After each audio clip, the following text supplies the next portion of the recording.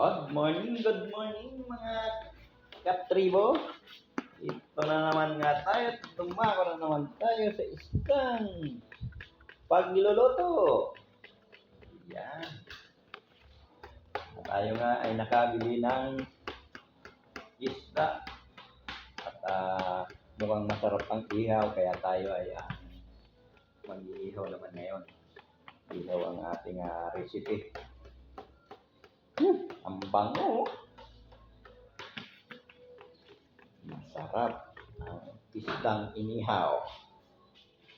Ayan tayo mga ka-tribo. Sarap ang inihaw mga ka-tribo. Ayan.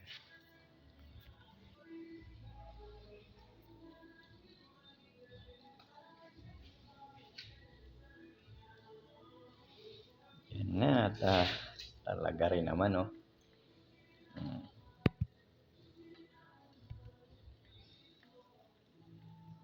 Ihaw tayo ng bangus.